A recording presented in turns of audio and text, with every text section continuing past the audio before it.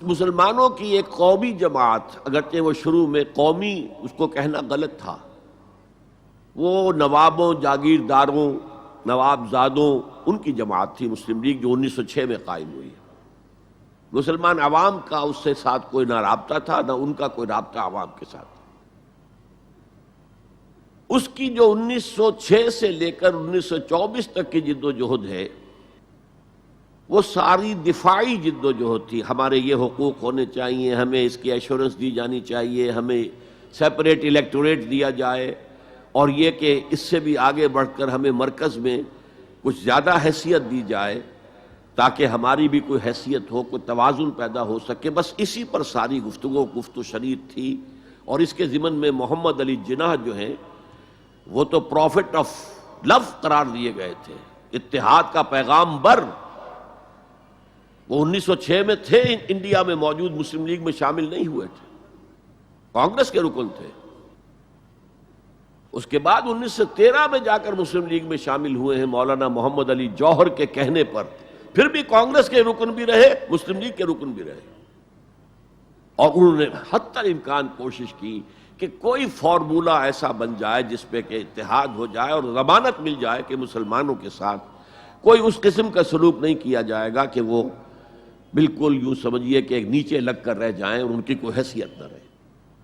لیکن وہ ناکام ہوئے، شدت کے ساتھ ناکام ہوئے، اور پھر اس درجے مایوس ہوئے کہ ہندوستان چھوڑ کر جا کر انگلستان میں بس گئے، اور وہاں انہوں نے اپنی لیگل پریکٹس شروع کر دی.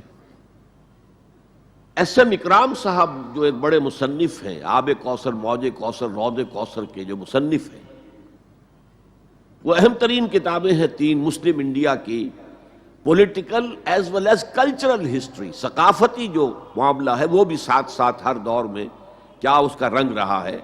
تو اس کو بہت ہی سمجھیے ایک بڑے ماہرانہ انداز میں انہوں نے بہت عمدگی کے ساتھ مرتب کیا ہے. وہ اس وقت آکسفورڈ میں پڑھ رہے تھے، طالب علم تھے، نوجوان.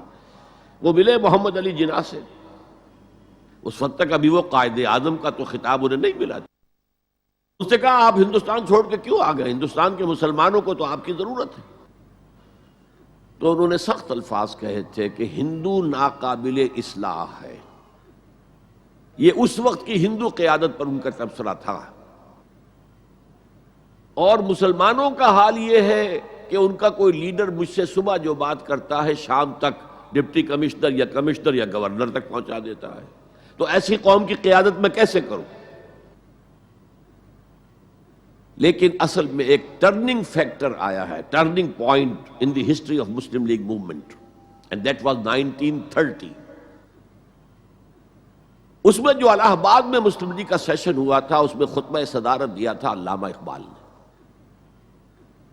علامہ اقبال اس سے پہلے ہندوستان میں ایک سور پھونک چکے تھے کہ اب اسلام کی نشأت ثانیہ کا دور آنے والا ہے، اسلام جو ہے دوبارہ دنیا کے اندر برسر عروج آئے گا. ایک امید افزا صورتحال علامہ اقبال نے اپنی ملی شاعری سے پیدا کر دی تھی. کتاب ملت بیضا کی پھر شیرازہ بندی ہے، یہ شاخ ہاشمی کرنے کو ہے پھر برگ و بر پیدا. سبق پھر پڑھ صداقت کا، شجاعت کا، عدالت کا، لیا جائے گا تجھ سے کام دنیا کی امامت کا. نوا پیرا ہو اے بلبل کے ہو تیرے ترنم سے، کبوتر کے تنے نازک میں شاہی کا جگر پیدا. اور ویسٹرن سویلائزیشن کو انہوں نے چیلنج کیا تھا. دیار مغرب کے رہنے والوں، خدا کی بستی دکان نہیں ہے، کھرا جسے تم سمجھ رہے ہو وہ اب ذرے کم عیار ہوگا. تمہاری تہذیب اپنے خنجر سے آپ ہی خودکشی کرے گی، جو شاخ نازک پہ آشیانہ بنے گا ناپائیدار ہوگا. کہ یہاں فرسٹ ورلڈ وار کے بعد جو عالم اسلام کی کیفیت ہوئی تھی، اس پر کس قدر یاس انگیز، نا امیدی سے بھرا ہوا مرثیہ مولانا حالی نے لکھا تھا. قوم کی زبان اس وقت وہ تھے، قومی شاعر. قومی شاعر جو ہے قوم کی زبان ہوتا ہے. پستی کا کوئی حد سے گزر نہ دیکھے، اسلام کا گر کر نہ ابھر نہ دیکھے.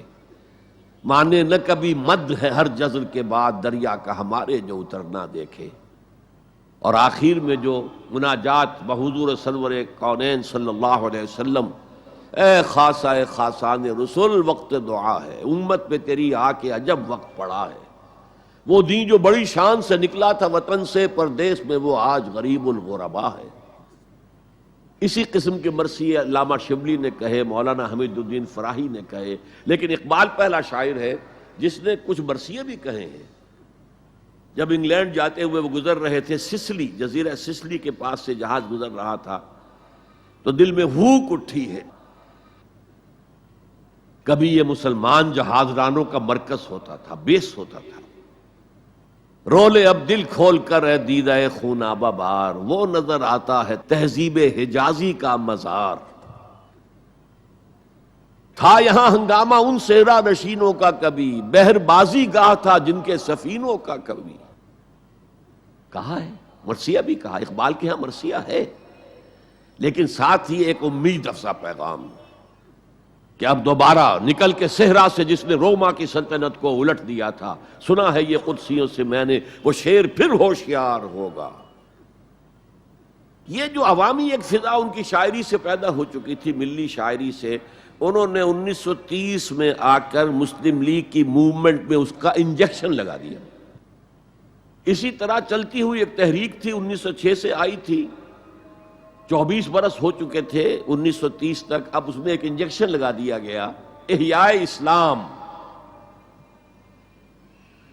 اس خطبے میں علامہ نے ایک طرف مسلم قومیت کو بہت مستحکم کیا دلائل کے ساتھ، عمرانی دلائل، پولیٹیکل سائنس کے جو مستحکم اصول ہیں ان کی بنیاد پر کہ مسلمان ایک علیحدہ قوم ہے،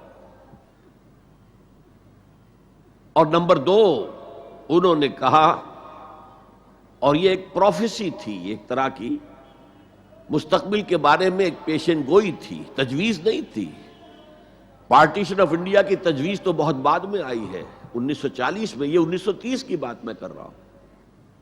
تو انہوں نے کہا تھا، مجھے یقین ہے کہ یہ ڈیسٹنی ہے، تقدیر مبرم ہے کہ ہندوستان کے شمال مغرب میں، شمال مشرق کا انہیں اس وقت احساس نہیں ہوا تھا، ایسٹ پاکستان کا جو اب بنگلہ دیش ہے ادھر ان کی نگاہ نہیں گئی تھی، ہندوستان کے شمال مغرب کے اندر ایک آزاد مسلمان ریاست قائم ہوگی، اور اگر ایسا ہو گیا تو ہمیں موقع مل جائے گا کہ دور ملوکیت میں، جس کے لیے لفظ بڑا ثقیل استعمال کیا انہوں نے، عرب امپیریلزم، یہ بنو امیہ، بنو عباس، یہ عرب امپیریلسٹ تھے، یہ عرب قوم کا امپیریلزم تھا، ان کی حکومت اسلام کی عکاسی کرنے والی نہیں تھی، اسلام کی عکاسی کرنے والی تو خلافت راشدہ تھی، ابو بکر تھے، عمر تھے، عثمان تھے، علی تھے رضی اللہ تعالی عنہ۔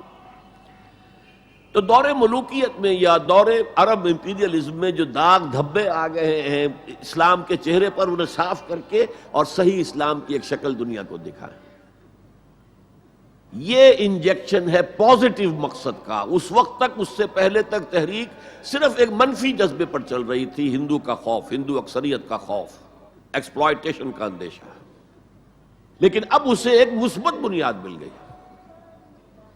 1932 میں قائد اعظم گئے انگلستان، لندن، گول میز کانفرنس میں، جناح صاحب اس میں شریک نہیں تھے، اس لیے کہ وہ تو ویسے سیاست کا میدان چھوڑ چکے تھے۔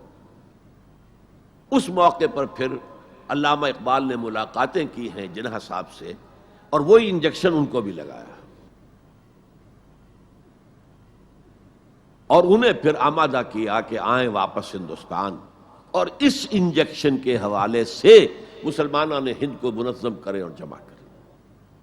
تو یہ پھر تحریک پاکستان جو ہے، چونکہ مسلمانوں کے جذبات کے ساتھ اس کی ہم آہنگی، معجزہ ہو گیا کہ مسلم مائنورٹی کے پروونسز نے کس طریقے سے یکجا اور یکسو ہو کر اس موومنٹ کو سپورٹ کیا، حالانکہ انہیں معلوم ہے کہ کسی بھی حساب سے ان کے تو پاکستان میں شامل ہونے کا کوئی امکان تھا ہی نہیں، بلکہ تحریک مسلم لیگ اصل میں مائنورٹی پروونسز کی تحریک تھی۔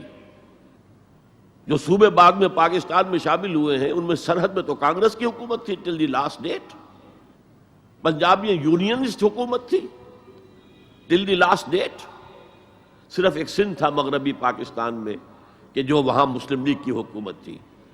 ہاں، بنگال میں مسلم لیگ کی حکومت تھی، اور بنگال ہی مولد ہے جہاں ولادت ہوئی ہے 1906 میں مسلم لیگ کی، اور طویل ترین عرصے تک مسلم لیگ کی حکومت وہاں رہی۔